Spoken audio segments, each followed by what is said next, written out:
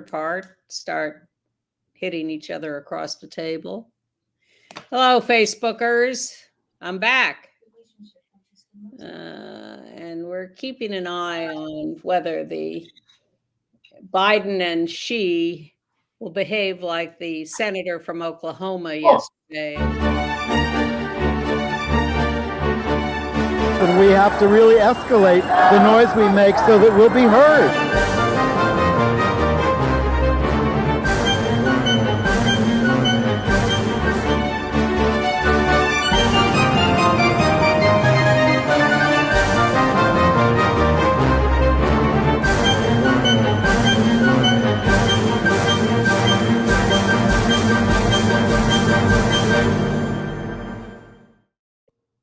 Welcome to Gay USA. I'm Andy Hum. I'm Ann Northrup, back from wherever, and I want to thank you. I want to thank Maren Johns for filling in 2 of the last 3 weeks. Now we're going to give her a little extended break, but she'll be back in later December. Okay. And want to remind everybody that November 20th coming up is the Transgender Day of Remembrance. There'll be remembrances all across the country and around the world. And we're going to, on today's show, continue with a little more news on the successes of LGBTQ candidates in the latest elections and issues in those elections. The House Republicans, you've probably been seeing them on the news, but maybe you didn't notice that they voted on defunding LGBTQ officials in the Biden administration and slashing funds for LGBTQ social services. Really shameless. And speaking of shameless, Senator Tim Scott of South Carolina, who finally brought his girlfriend out of the closet, so to speak, but he is out of the race. The Pope opens up the sacraments to LGBTQ people with very offensive caveats and cans a virulently anti-LGBTQ American bishop, as distinguished from the other bishops. So confusing. What does he really think? Among those we lost this week, a real hero of LGBTQ liberation and the fight for rights, Sharon Kowalski. I'm not sure anyone these days knows who she was, but wow, what a fighter and what a huge headline a few decades ago. Free Sharon Kowalski. That was the battle cry. We'll tell you all about it. Yes, Mexico's first out non-binary magistrate and a prominent LGBTQ activist and his partner were found dead, and thousands marched in Mexico City protesting, saying that the state killed them. Well, we don't know what killed them at this point. Lots of gay winners at the Country Music Awards and LGBTQ Grammy nominees galore. And I'm going to review Broadway's new musical, Harmony, by Barry Manilow and our pal, Bruce Sussman. And show you a little of our interview with Bruce a few years ago. It's very charming. About this show. Yes, exactly. But I don't think you're going to be a sub for the performers, Andy. Yeah, well, on the basis of that. I guess we should start in Congress. Mike Johnson, we learn outside his office, is now displaying a flag associated with the New Apostolic Reformation Network that wants to place the United States under the control of the ultra-right-wing Christians. The insurrectionists carried this flag to the Capitol in 2021. There is no compromise in this guy. He is just going full speed ahead. And his timing is perfect to retain power for at least another year, because no one has an appetite for throwing him out and trying to find another one. Right. So did you watch the Republican debate? I did, because I am the co-host of Gay USA, and it is my job to watch all of this nonsense. Well, it wasn't very edifying, but we did get to meet Senator Tim Scott's girlfriend. Well, not during the debate, unfortunately. I would have loved to have her come on stage. He has closeted up until now. Her name is Mindy Nose, a design and renovation manager for a real estate company in Charleston. And he was then basically the prime guy who did anti-gay stuff during the debate with this transphobic comment. If God made you a man, you play sports against men. Well, he doesn't want to play against men or women in this race anymore. He's out. And that was not his only religious reference. He went on and on about how we have to really make a theocratic country. I do find her a little cute, but that's neither here nor there. Okay. And they met in some online dating situation, praying together. Okay. Bible study, I think, Bible study online. Well, Congress people like Marjorie Taylor Greene are praying that LGBTQ elected officials in the Biden administration get no pay, or maybe $1. She got an amendment passed in an appropriations bill to cut the salary of Transportation Secretary Pete Buttigieg to $1, accusing him of using private planes funded by taxpayers to receive awards for the way certain people have sex, by which she means going to a Canadian LGBTQ rights organization. He was on a business trip to Canada, and because he was going to be in Canada, the Canadian local gay rights group, LGBTQ rights group, said, "Oh, he's going to be in town. Let's give him an award." And so he graciously went over to there and accepted the award and went back to his work for. So this is highly unlikely to pass in the Senate version of the bill. So it's not going to pass, but I have to facetiously give the Republicans credit for their creativity.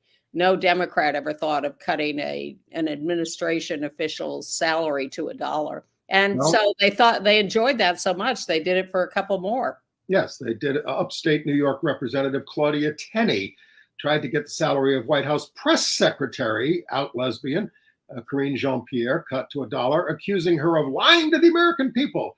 Tenney, of course, embraces Trump's big lie and claims the Trump tax cuts paid for themselves. She also claimed most mass murderers are Democrats, and on and on and on. So lying is her MO.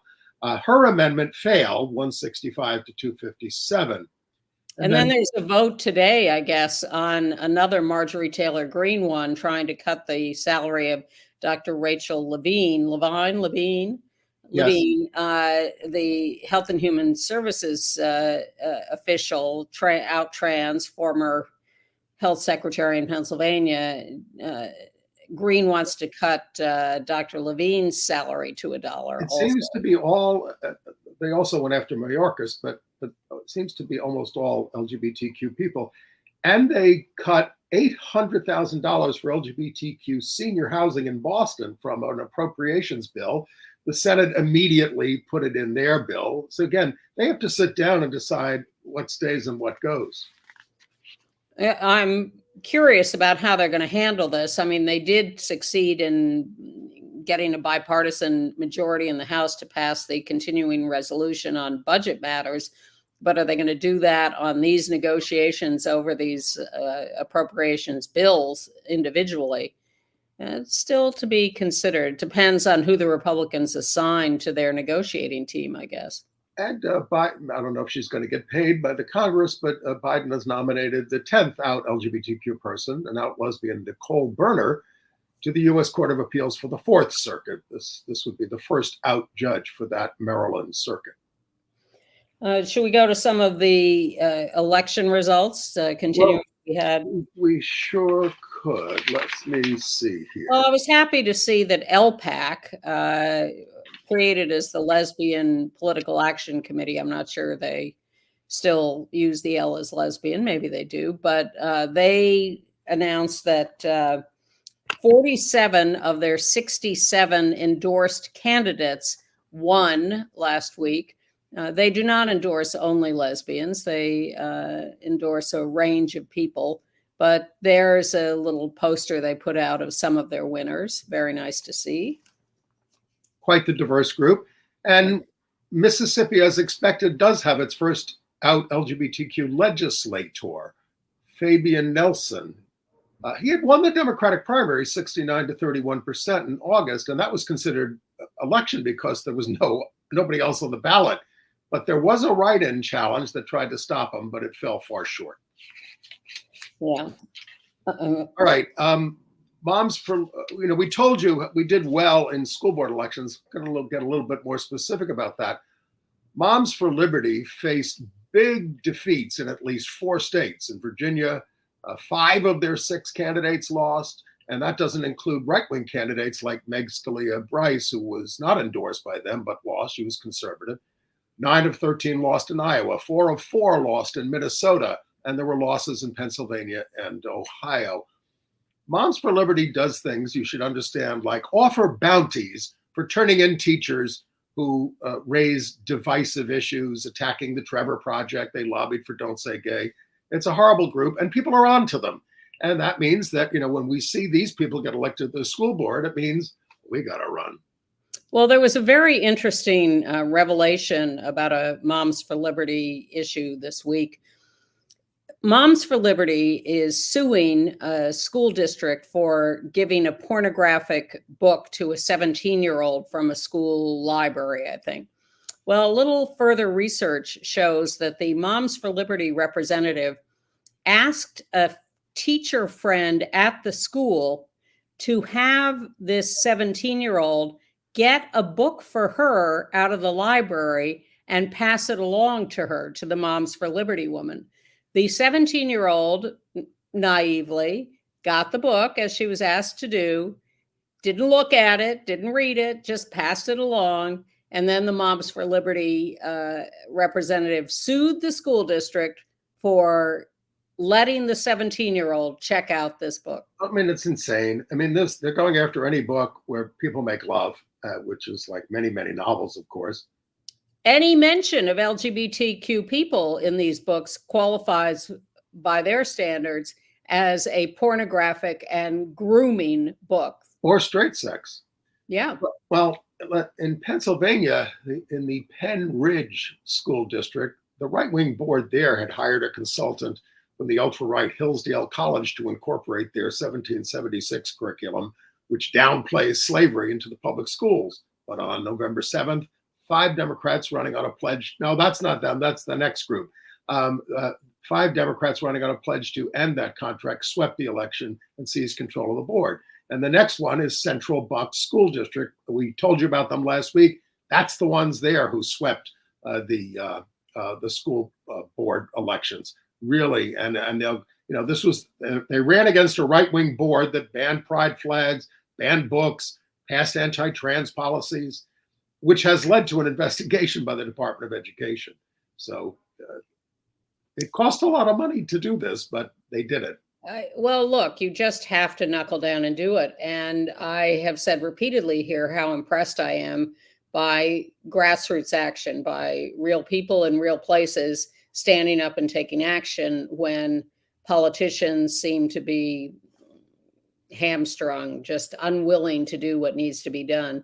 And this was personified. Well, it actually took place a few weeks ago, but the video surfaced this week of a parent in Virginia Beach, Virginia, testifying to his local school board about the proposed anti-trans rules that the right-wing school board wanted to put into effect. And he, in his extremely direct and brief way, laid it all out. I wasn't surprised by another delay at the last school board meeting, because no matter how hard you try to implement these discriminatory policies in the right way, you are never going to find a right way to do the wrong thing. And Governor Youngkin's policies are wrong.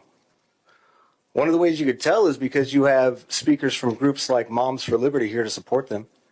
And I'll be real simple in case you aren't paying attention. They're not the good guys. How can you tell? I can help. The good guys don't get declared extremist groups by human rights organizations. Never in history have the good guys been the ones trying to ban books. Never in history have the good guys been a segregationist group pushing to legislate identity. Never in history have the good guys been closely connected with and supported by hate groups like the Proud Boys. And the good guys don't put Hitler quotes for inspiration on the front of their newsletters. Newsflash, they're the bad guys. They're the bad guys here supporting bad policy. And if you support the same bad policy, guess what? You're one of the bad guys too. When you look around and see only the wrong people support what you're doing the wrong thing. Now, you've heard some speakers come up here and say how they love these kids but won't accept them. I'm here telling you that if your love makes somebody not want to be alive, it's not love. That's not love. Some speakers are going to get up here and talk about parental rights. The only right a parent has is the right to responsibility. And if you need somebody else to tell you who your kid is, you're probably not that good a parent. And some are going to get up here and tell you how it's the law. Well, I'd remind you that slavery and segregation also used to be the law here in Virginia, and that there is no right way to do the wrong thing. So do the right thing. Reject these policies that harm and endanger our LGBTQ students. Be the good guys while you still can. How about him for president? Matthew Connor, Virginia Beach, Virginia, hero. Absolutely. I'm happy we have the chance to air that. I hope that gets seen everywhere. And, we're passing so many anti-LGBTQ policies in this country, mostly in the states, sometimes at school boards, that the UN Human Rights Committee says it's deeply concerned. And we're in violation of the International Covenant on Civil and Political Rights that we signed in 1992. They also criticized racist policing practices in the United States, criminalization of the homeless, extrajudicial drone killings abroad, and violence in U.S. territories. Yeah, people are noticing around the world. And PEN America has issued a report on school censorship around the country, state by state. We're going to link to that in our weekly show note. Go to our website, gayusatv.org, to sign up to get that weekly notice. Just one email a week that will tell you about what's on the show and give you a lot of extras, like a link to that report. It's totally free. Go to gayusatv.org, and you could also make a Thanksgiving offering to the show so we can keep going. Oh, now it's not free anymore, Andy. It is free. We will send it to you whether or not you donate. We certainly will. The best things in life are free. All right. Well, so, Michigan enshrined abortion rights through a referendum in 2022, but the Republican lawmakers there now, out of the majority now, are suing to block implementation of the voter-approved constitutional amendment. And then you read about what's happening in Ohio. They also passed constitutional amendment protecting reproductive rights. So they're looking to take control of that and say, no, the legislature will interpret that, not the judges. They also have a new bill in Ohio to explicitly ban drag. It just goes on and on. How are these people not getting the message? They lose and lose and lose. They're going to get thrown out of office next year. Well, it's very hard to overcome. These are some of these. Michigan Democrats got control back. But in Ohio, they have a veto-proof majority, and the Democrats are now focusing on just trying to let them not have veto-proof majorities in the next election. They're going to spend some money, step by step. We need that. We need to get. So if you have a Democratic governor, that he or she will not get overridden. Look, I'm happy the Democratic Party is finally paying attention to the problem in the state legislatures. For years, they just ignored it and concentrated on that. We fell asleep in 2010, and that's what they redrew the lines, and we were caught flat-footed, and it's very hard to claw it back because the Supreme Court has ruled it's fine if you want a partisan gerrymander. Well, it's hard, but that's what the Republicans have been focused on for decades, and they've done a very successful job of taking control of most of the state legislatures. Yes, they have. And the Democrats have to wake up. Footnote on the school book bannings and PEN America's report. Pink, the wonderful singer, is teaming up with PEN America to hand out 2,000 books, could really be 20,000 books, banned books at her concerts in Miami and Orlando. If you're going to go to Florida, you might as well do something positive while you're there. Because in Florida, a non-binary teacher was fired for using the gender-neutral title MX. A.V. Very, the person's name, taught physics at the online Florida virtual school. After coming out, was told the only acceptable titles are Ms., Mrs., or Miss. I remember when Ms. was controversial. Yeah. Very filed a complaint at the EEOC that could challenge the Don't Say Gay law. They pointed out that teachers are allowed to use a gender neutral title, doctor. Justin Vivian Bond uses MX. It's not unheard of. And while these purges proceed, Florida has a shortage of 7,000 teachers. Well, that's probably just fine with Governor DeSantis and his crew because they want to destroy the public schools. Well, he's destroying the Disney district, his hostile takeover of that special tax district. More than 40 of the 370 employees have quit. They say the right-wing board stopped caring for employees in the community and only care about cronyism and political gain. And they say the district is no longer functional.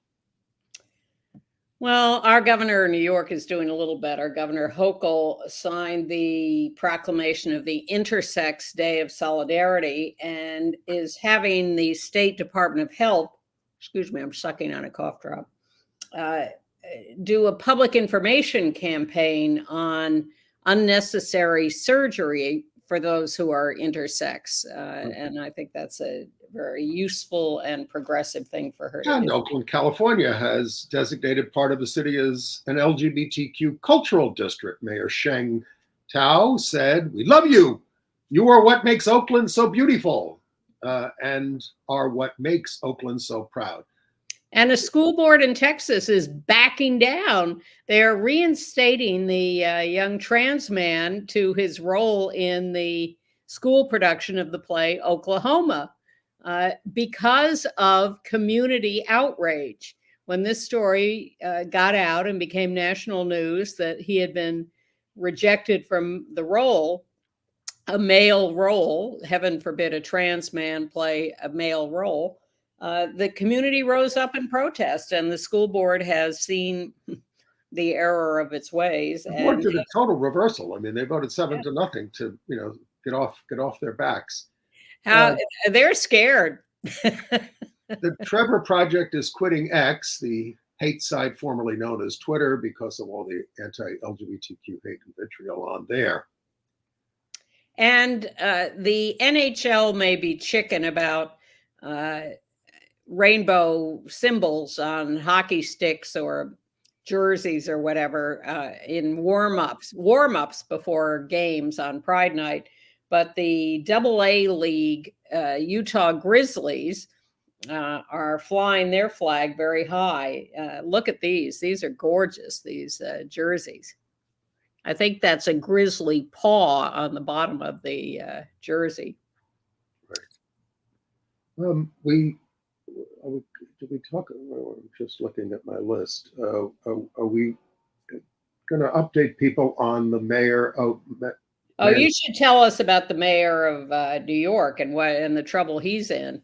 Well, Mayor Adams is in a heap of trouble, but we always thought that would happen given the kind of people that he associates with. And a lot of it has to do with allegedly taking illegal campaign donations from Turkey, actually from the country, that are filtered here. There he is with the mayor of a Turkish mayor, but he goes over to Turkey all the time.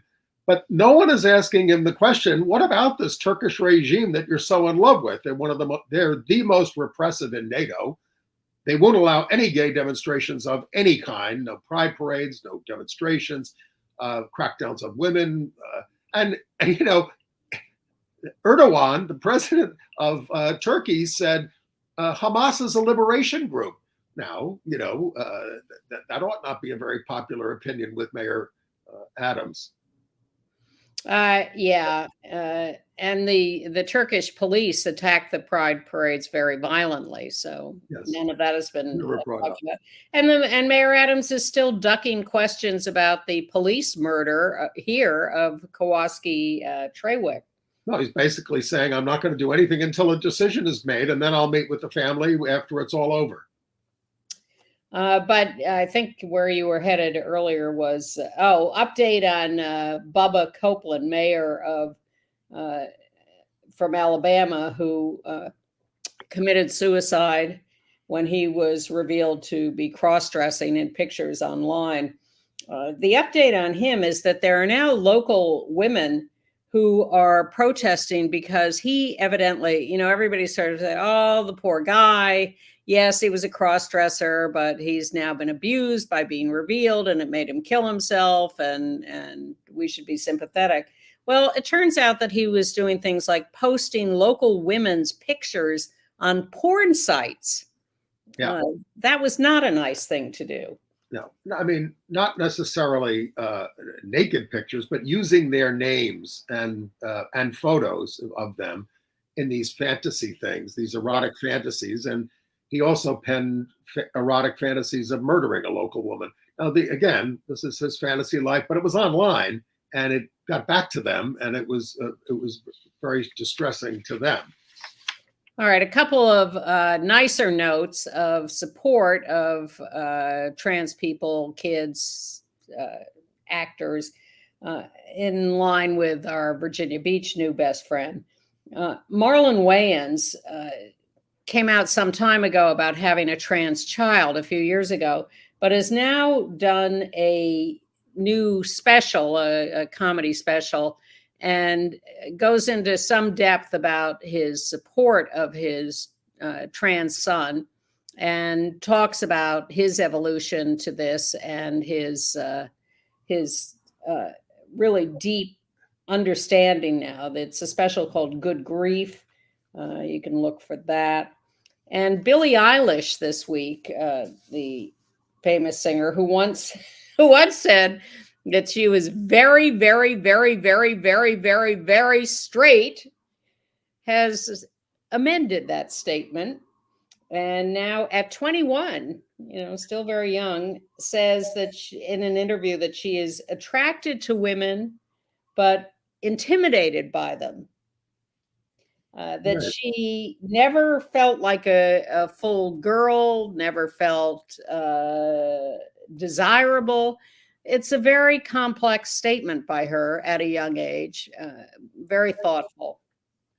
Should we run our Jim McGreevey video or just talk Sure. about it? All right. So Jim McGreevey had an announcement this week. Let's run the videotape. One has to look deeply into the mirror of one's soul and decide one's unique truth in the world. And so my truth is that I am a gay American. I engaged in an adult consensual affair. It was wrong, it was foolish, it was inexcusable. I accept total and full responsibility for my actions. I have decided the right course of action is to resign. I'm imperfect, and I'll always be imperfect. It's important to take accountability, to do the next right thing. It was painful, but I would not have traded anything that I've experienced. It's made me a better person, more compassionate. A lot of the guys and gals that I work with come from difficult circumstances. They don't always have schools that work, the opportunities. My dad got a second chance. He decided as part of his seminary that he would go into prisons and do prison ministry. We had a lot of people that just come out of prison home for dinner. His work taught me a lot about second chances and a lot about people. What's the point if we just throw everyone away who's ever made a mistake? Yeah. And it goes on from there. So he's running for mayor of Jersey City. And it'll be interesting to see what happens in the Senate race in New Jersey next year, too. We have, we're finally getting rid of, what's his name? The crook, Menendez. Oh, Menendez. So they're, Not yet. well, he's announced that he's not running for re-election. He did. Okay. Yes. So Andy Kim, a very highly regarded congressman from New Jersey, has declared his intention to run.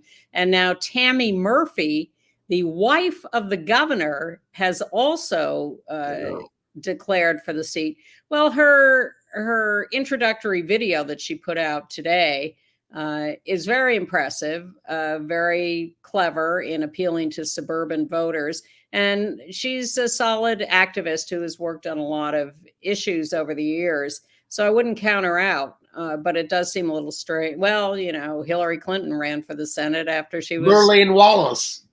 Yes, it's a long line of people. So Tammy Margaret Murphy. Chase Smith came in after her husband died. Well, and what's her name from Wyoming? The first woman in the House was a widow of a former politician.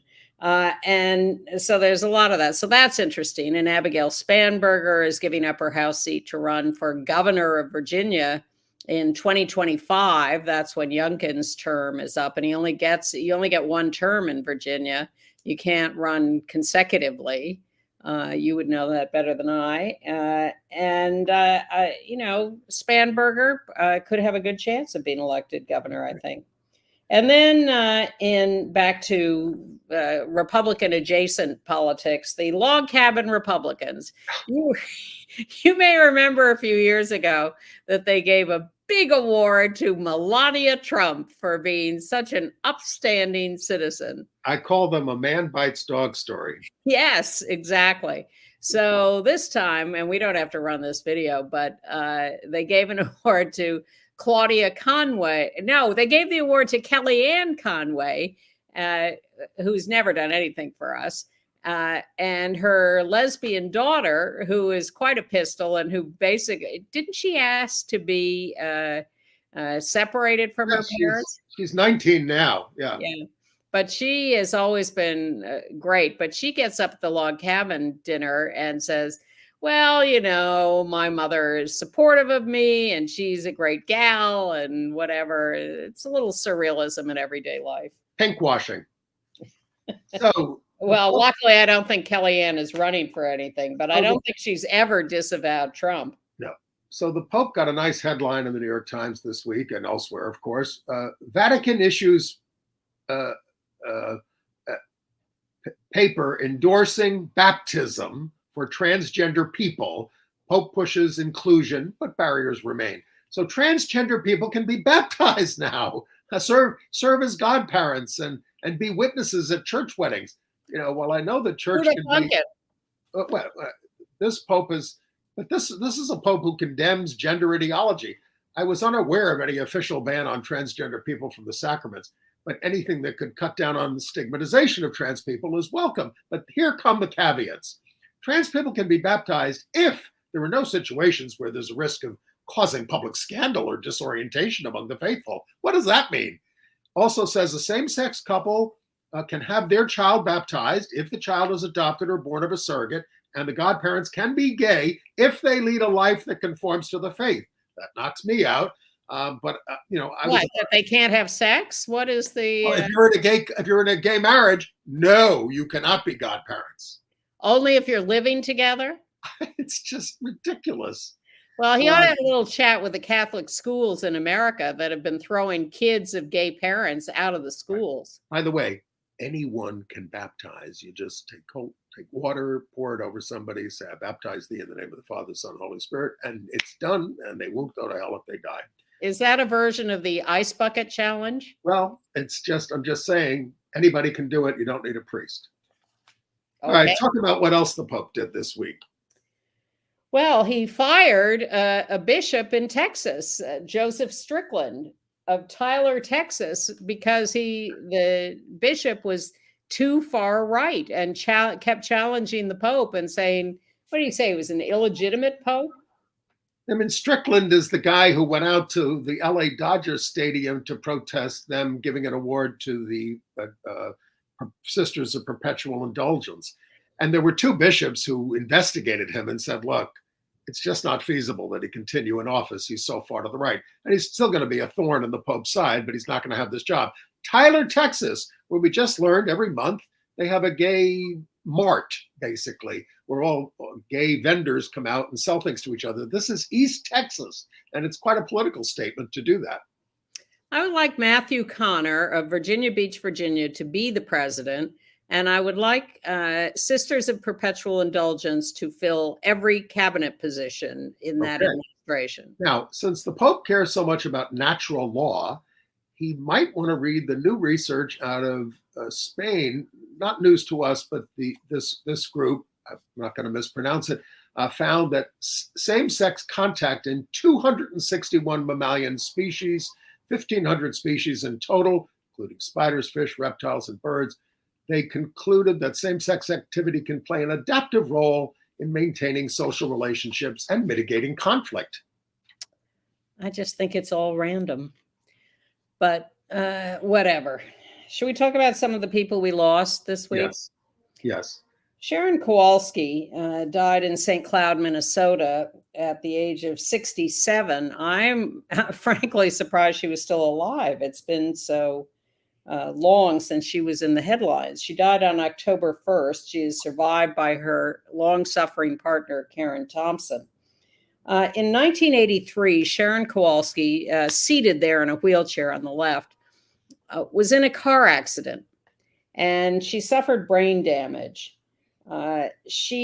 Karen took care of her for a while, and then Sharon's parents decided that they did not approve of this relationship, and they had Sharon put in a nursing home, and they stopped Karen from being able to visit her for years. And they applied for guardianship of Sharon, and this became the most enormous legal battle for years in the 1980s and 90s. It was a cause célèbre, and as I said, the battle cry was "Free Sharon Kowalski." What they had to do was get to Sharon and prove that she was compos mentis and could make decisions for herself, and that's what they did. The parents were accusing Karen of sexually abusing Sharon. That's how they won guardianship at first. But Karen persisted in court and challenged that and did win eventually. I'm sorry, I stepped on your line there.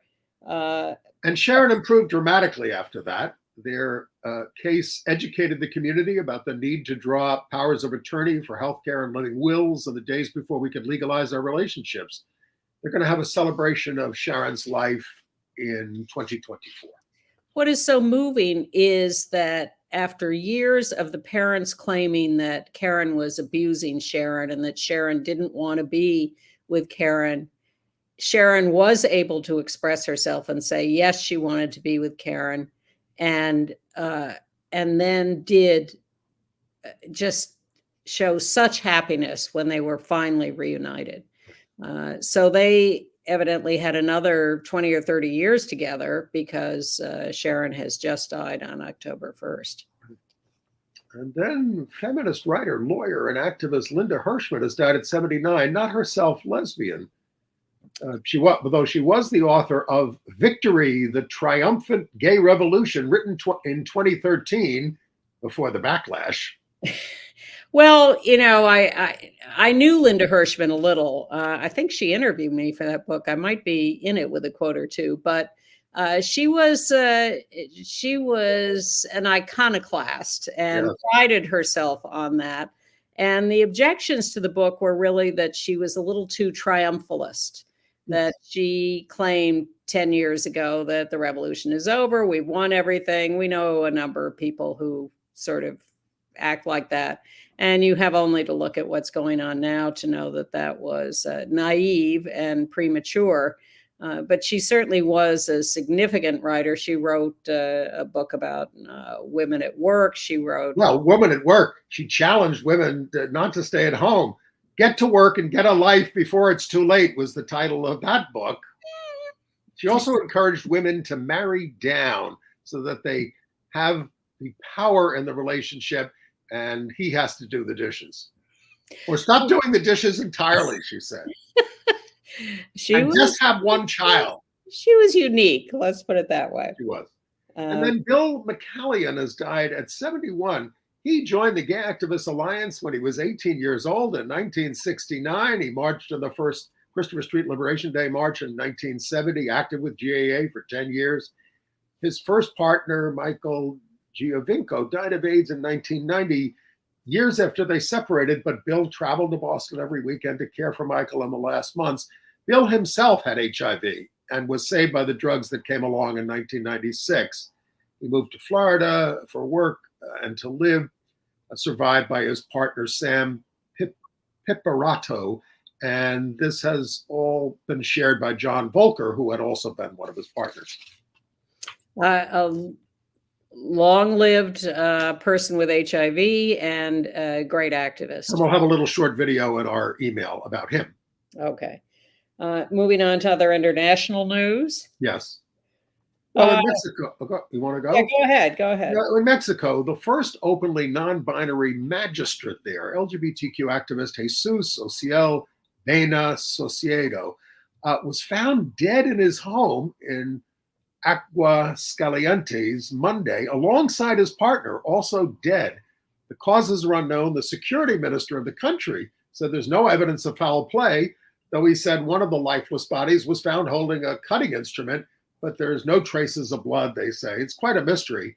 But nevertheless, thousands of marched in Mexico City chanting that the state killed him. Yeah, we don't even know why they're chanting that, but I'm sure we'll hear more about this case down the road. Well, he was receiving a lot of threats over being so open about who he was, or they were. Yes. Non-binary, excuse me. In Malaysia, the government has instituted a new policy. There must be kill switches at concerts to just quickly cut them off. This is in retaliation for the kiss that was performed by members of the group the 1975 at a concert last year. I think it was last year. So now they can just boom end those concerts right away if anybody else tries to perform a same-sex kiss. So in Latvia, the parliament has finally passed legislation establishing same-sex civil unions. The High Court had ordered them in 2020 and gave the legislature until last year to do it, and they didn't do it. And that at that point, they said, okay, if you want to get a relationship recognized, go to court because the legislature is not doing it. But then Latvia elected an openly gay president, Edgar Rinkovic. Is that how we say his name? 49 years old. The first out gay LGBTQ head of state, not head of government, but head of state in Europe. So I think that turned things around. Yes, you would think so, that you could elect him and not have civil unions, but they have a long way to go to get to actual legalization of marriage. The Hong Kong Gay Games ended peacefully. They had 2,400 compete, which is about a quarter of what they would usually expect there. But in spite of objections by right-wing legislators in Hong Kong, they managed to carry that off. I wonder if that was discussed between Biden and Xi Jinping this week. As I said, Taiwan wouldn't participate in the Hong Kong one because they were too nervous. Went to Guadalajara. Combined with the Guadalajara, they had somewhat more people. Yeah, because they competed in both places. Not a lot, but I predict there will be at least 10,000 in Valencia, Spain, in 4 years. 10,000, okay. And we had more than 10,000 in New York in 1994. You were one of the organizers. Happily. And in Italy, another death to report. Countess Marina Cincogna died at 89. That's her on the left, with her longtime partner Benedetta Gardona, who she adopted so that they would have a legal relationship, because of course same-sex marriage is still not legal in Italy. But she was a powerhouse movie producer and she produced Luis Buñuel's Belle de Jour in 1967. I remember that one. There she is in the middle, hanging out with Gina Lollobrigida on the left and Jane Fonda on the right. She was a big star in Italy as an out lesbian and has now died at 89. All right. Entertainment news? Yes. So Tracy Chapman won Song of the Year at the Country Music Awards for a 1988 song, Fast Car, which we will link to in our email with her doing it. That's been described as a lesbian anthem. It's topping the charts thanks to a cover by Luke Combs. There's Luke there on the left. Chapman is 59, is the first Black songwriter to win the award. The original song got Chapman 3 Grammy nominations in 1989, and she won for Best Female Pop Vocalist. I love that song, and I listened to both versions preparing for this. her version is so far superior to his. It's really sad because hers is it's so soulful and wonderful and emotional, and his is just sort of flat. I like country music, but it doesn't compare to her original version. And if we didn't say so, Tracy Chapman is a lesbian. She is. The brothers Osborne, who are not lesbians, but one of them is gay, TJ, won Let's see, looking at this picture, if you can figure out which one is gay. You never know, Anne. Let's not engage in stereotypes. I mean, it's the one on the right with the jacket, TJ. You know, John could be a bear, right? You know. And it's true. It's true. And the hat is sort of a... Anyway, they won Group of the Year and Duo of the Year for the 6th time each. So coming out on TJ's part hasn't lessened the love that is extended to them. I still think their song Younger Me, or TJ's song Younger Me, is one of the all-time greats. And if you haven't heard that, go to YouTube immediately and look up Younger Me by the Brothers Osborne. Let's talk about the Grammy nominations. Okay. Lots of LGBTQ. I want to do a quick list. Yeah, go ahead. All right. Luke Combs for Fast Car, the Brothers Osborne, Janelle Monáe, Brandi Carlile, along with Miley Cyrus and Brandi Clark, Rufus Wainwright, Wanda Sykes, David Bowie, Little Richard, Victoria Monet, Ice Spice, Boy Genius, Allison Russell, Justin Tranter, Troye Sivan. That's just a partial. And Shane McAnally for Best Country's partial list. Songwriter of the Year, non-classical. And Tyler Childers, who's not himself gay, his hit song, In Your Love, about two guys who find love working in a Kentucky coal mine. Let's show that picture. It's Colton Haynes and James Scully, and we're going to link to this song. But there's the picture from the video of coal miners in love in olden times. Yes. This is a flashback, and the lyricist is Kentucky Poet Laureate appointed by Governor Andy Beshear, Silas House, and so he wrote the lyrics. He's an out gay guy. The governor made him the Poet Laureate of Kentucky and got reelected. I do have one piece of bad news for you about the Grammys. Also nominated in the reggae category, Buju Banton and Beanie Man. Buju Banton. Wow. And Dave Chappelle, I think, got a nomination. Yes. Yeah, so that's that. Have you continued to watch Fellow Travelers? Yes. Me too. I think it's improving. I think it's still a little less deep than I want it to be, but it's sucking. I mean, for a lot of people, it will be eye-opening history, but it's certainly explicit. Very explicit. Yeah. They've got into rough sex this past week. All right. Well, yes, a little bit. No, we don't know what kind of sex Zeke Smith and Nico Santos are into. Zeke is a 2-time Survivor contestant, 35. He married Nico, star of Superstore and Crazy Rich Asians, in Palm Springs on November the 4th. They've been together for 6 years. The ceremony ended up being on Pride weekend there. Mark McKinney of Kids in the Hall presided over the ceremony. Zeke is trans, non-binary, and they look like a very happy couple, but not so happy. Lucas Gage and Chris Appleton. Now, it seems to me that 6 months ago when they married, we announced this. Lucas on the left, you will recognize from White Lotus. Chris is a very famous Hollywood hairstylist, but the marriage was evidently not made in heaven. They are divorcing after 6 months because of irreconcilable differences. Their Vegas nuptials were just shown on last week's episode. I didn't watch this, of The Kardashians, a show I've never seen. Kim presided at the wedding. Oh, well, her record around marriage is not great. Which she pointed out in her role. Yes. New movie out this weekend in New York and LA, and then beyond the Aggressives. You may remember 25 years ago, the documentary The Aggressives, which was then billed as being about butch lesbians, very butch lesbians, mostly of color in, I think, New Jersey, I want to say, but I'm not sure of that. Anyway, they've done a follow-up now, and their lives have become very complex as they grow and age and evolve. And it's quite fascinating. And it's about how they deal with, some of them are transitioning, some are not, issues of healthcare, family relationships, lovers. One was in prison for quite a while, and how they identify themselves. So a worthwhile documentary, and it was produced by Showtime.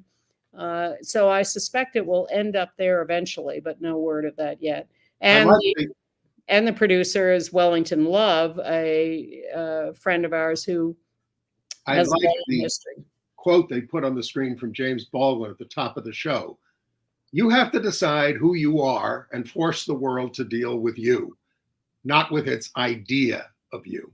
That's Very a lesson for all of us. But recommended. All right. Harmony. 1 Million Moms, the right-wing Grass Tops group, is attacking the Macy's Thanksgiving Day Parade and helpfully letting us know what to look forward to. 2 Broadway musicals in the parade feature non-binary performers, Alex Newell in Shucked and Justin David Sullivan in And Juliet.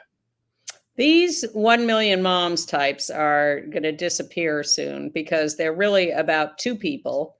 They get a few more signatures, but luckily corporations have learned that they are not powerful and they can be ignored. And the Macy's parade will go on with those. They got 150,000 signatures for that, saying they're never going to go to Macy's again, so it'll make it safer for the rest of us. Yes. Oh, I watched Naiad, the Diana Naiad film starring Annette Bening as Diana Naiad and Jodie Foster as her best friend and help her through the swim from Cuba to Florida, Bonnie. I love Jodie Foster. She was great. I was a little uncomfortable with Annette Bening playing Diana Naiad, but whatever. She certainly threw herself into it. Yes, she did. And Jamie Lee Curtis threw herself into it with a speech at the Out 100 party in LA. Gave a very rousing speech supporting her trans child, and we're going to link to that in our show note also. You really need to sign up for these emails. There are so many extras this week. Well, it's like the New York Times. I was talking to someone the other day who said they prefer the online New York Times to the paper, because there are so many extras, so many videos, so many other things to find in the online version. So that's our show note also. Right. Well, I went back to Broadway this week, and, Ann and I first saw Harmony, the new Barry Manilow, shouldn't call it new, the Barry Manilow, Bruce Sussman musical during its off-Broadway run at the National Yiddish Theater, Folksbein, last year, and we admired it greatly. It's the stirring story of the massively popular a cappella singing group, the Comedian Harmonists, who were done in by the rise of Hitler in the early 1930s because there were Jews among the 6-man group. And they were in Germany. It opened this week at the Ethel Barrymore Theater on Broadway, bigger, better, and I was profoundly moved by it. The producers didn't plan it this way, but Harmony could not be more timely with the rise of anti-Semitic hate around here and around the world. Now, while this show has been germinating for many years, some of its lines seem as if they were written for today as the USA becomes more autocratic and fascist. But the show is not all Sturm und Drang. It's a very engaging, attractive group of guys who are the singers. And they're all but one of them is making their Broadway debut. We also get to just see how entertaining and funny they can be. They're anchored and illuminated by Chip Zien as the older version of the harmonist called Rabbi, telling a really fantastic story and ruminating about all that was lost. And it's also lit up by the women in their lives and cameos by actors playing Josephine Baker and Albert Einstein. Warren Carlyle did the direction and the energetic choreography. So I'd say it's not to be missed. It's a great show. And Bruce Sussman, who did the lyrics and book of the show, is a friend of ours. And he was here talking to us in 2019 as the show was about to open a New York run, which was then postponed by COVID. And it took this show, it's been all over, and it's been a very long journey to get this finally to Broadway, which we're thrilled to have here. But we talked to Bruce, and we thought we'd show you a little of that from a few years ago. Harmony tells the story, as you mentioned, of the comedian harmonists. Well, who are they? Because most of us have never heard of them. I know when I discovered the story about them, I didn't know anything about them. We have a picture of them back then. You're going to put the picture up of the comedian harmonists? Yes. Yeah, there they are. Well, that is the very photo that launched these 1,000 ships, because I saw that photo in the New York Times. It was a review of a documentary about them that was running down at the Public Theater. You may remember there used to be a screening room down there. Yes. And they did art films and documentaries. And the New York Times did a review of this documentary and ran that picture, that photo that you just put up. And I looked at that photo and I said, who are these people? Their hair brilliantined. It looked so 1930s, those gorgeous tuxedos they were wearing. And the headline was odd. The headline was Eberhard Fechner's epic documentary, The Comedian Harmonists at the Public. There were a lot of words in there I didn't recognize. Eberhard Fechner, who's he? Comedian harmonists, what an odd pairing of words. Yeah. Read the review, and it sounded very compelling. So I schlepped down to the Public Theater. I'll never forget it. It was a rainy, cold April night. Went down alone Tuesday night, and I watched 4.5 hours of German documentary making, in German with subtitles. Not my usual way to spend a Tuesday night. But this wasn't 4.5 hours of them, was it? It was. Wow. It was 4.5 hours. Wow. Well, 4.5 hours of their story. Really? With little excerpts of them and a lot of the recordings dubbed over it, and their wives and their daughters and all They all kinds look of. gay to me. They weren't. Okay. And I think everybody then looked gay. Yes. They were just so stylish. Exactly. They were so stylish. Yes. And I came out of there and I went to a payphone on Lafayette Street. Remember payphones? Yes. And I called Barry in California and I said, I think I found it. I said, I think I found the story we're looking for to write a musical. We'd been wanting to write a musical from the day we met. And this pop music thing was this amazing diversion. And he said, I don't know what you're talking about, but go get it. And they did. And it's at the Ethel Barrymore Theater. So nostalgic to see us together in a studio instead of side by side online in our apartments. I think we look better now. Well, I agree with that, but I do hope we get back in the studio eventually. And, you know, as much as I like Danny DeVito, the less said about his new play, I Need That by Teresa Reback. We got a picture of Danny in the show. I would say the better. That's it for that. I also saw Diane Wiest in Scene Partners at the Vineyard Theater. It was great to see. She's a 2-time Academy Award winner back on stage, and the premise is promising. A 75-year-old woman with no experience who moves to LA to be a star. That's what it's about. And it's very arch. It's very wacky, very, very wacky stagecraft. But I don't know if the whole thing holds together. Okay, although I do like her. And that's it for us this week. And we will see you next week.